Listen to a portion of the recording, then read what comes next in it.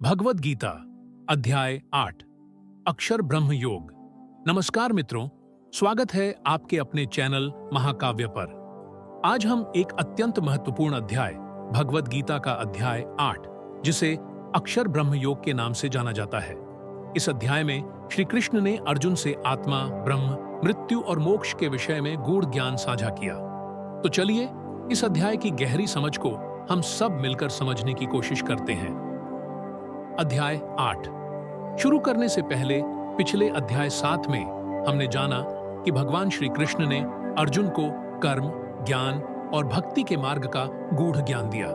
श्री कृष्ण ने बताया कि किस प्रकार भक्ति द्वारा एक साधारण मनुष्य भी परम सत्य को जान सकता है। उन्होंने कहा कि जो व्यक्ति मेरी शरण में आता है, मैं उसे संसार के इस दुखदायी चक्र से मुक्त करता हूं। अब अध्याय 8 में अर्जुन एक और गहरे विषय की ओर बढ़ते हैं। अर्जुन, जो इस युद्ध के बीच में दुविधा में थे, उन्होंने श्री कृष्ण से कई गहरे सवाल किए। ये सवाल जीवन, मृत्यु और आत्मा के बारे में थे। अर्जुन भगवान श्री कृष्ण से पूछते हैं, हे कृष्ण, वह ब्रह्म क्या है? आत्मा क्या है? कर्म, देव और भूत क्या होते हैं?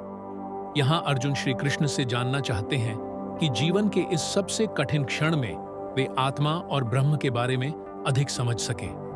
भगवान श्री कृष्ण कहते हैं, ब्रह्म वह परम तत्व है जो अविनाशी है और जिसका कोई प्रारंभ या अंत नहीं है।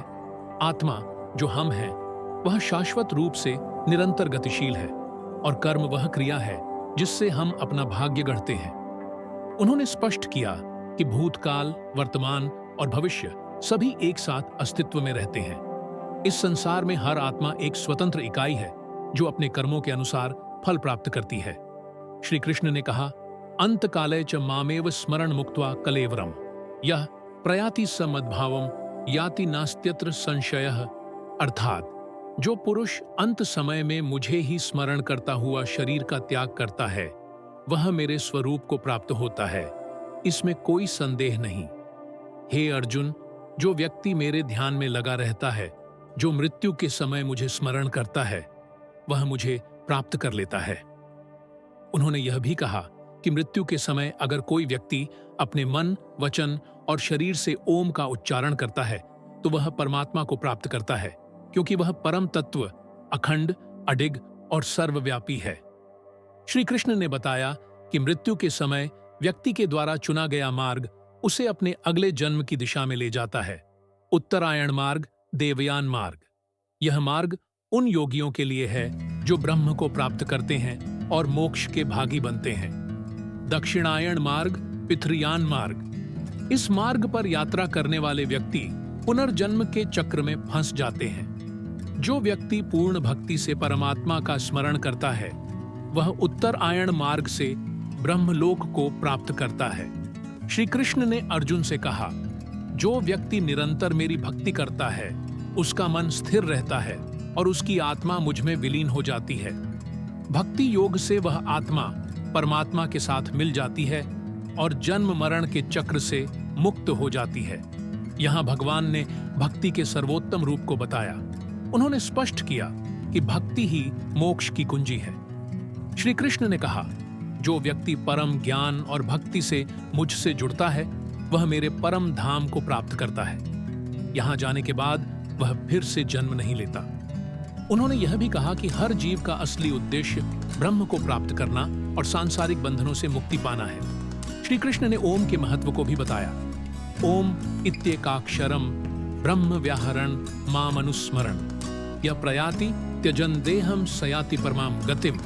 अर्थात जो व्यक्ति ओम, इस एकाक्षर ब्रह्म का उच्चारण करता हुआ और मुझे स्मरण करता हुआ शरीर त्यागता है, वह परम गति को प्राप्त करता है। भगवान श्री कृष्ण कहते हैं, जो व्यक्ति ओम का उच्चारण करता है, वह अपने जीवन के अंतिम क्षणों में मुझसे जुड़ता है। ओम मेरे नाम और रूप का प्रतीक है और यह जीवन के अंतिम समय में परमात्मा को स्मरण करने का सर्वोत्तम तरीका है। यहाँ ओम का जप मोक्ष प्राप्ति का एक सरल लेकिन शक्तिशाली मार्ग है। श्री कृष्ण ने कहा, जो व्यक्ति परम ज्ञान और भक्ति से मुझसे जुड़ता है, वह मेरे परम धाम को प्राप्त करता है। यहाँ जाने के बाद वह फिर से जन्म नहीं लेता। उन्होंने यह भी कहा कि हर जीव का असली उद्देश्य ब्रह्म को प्राप्त करना और सांसारिक बंधनों से मुक्ति पाना है। भगवान श्री कृष्ण कहते हैं, आब्रह्म भुवना लोका पुनरावर्तिनो अर्जुन मामुपेत्य तु कौन्तेय पुनर्जन्म न विद्यते। अर्थात, हे अर्जुन, ब्रह्मलोक सहित संपूर्ण लोक पुनः जन्म के लिए है, परंतु जो मुझे प्राप्त हो जाता है उसका फिर जन्म नहीं होता। यह श्लोक बताता है कि केवल भगवान को प्राप्त करने पर ही पूर्ण मुक्ति मिलती है, अन्यथा चाहे कोई ब्रह्मलोक तक क्यों न पहुंच जाए, पुनर्जन्म अनिवार्य है।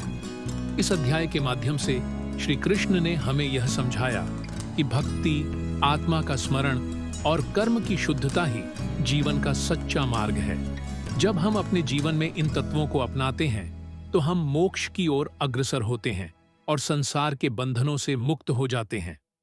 इस अध्याय में भगवान ने हमें यह भी सिखाया कि मृत्यु के समय हमारी स्थिति हमारे कर्मों और विचारों पर निर्भर करती है, इसलिए हमें निरंतर ध्यान और भक्ति की साधना करनी चाहिए।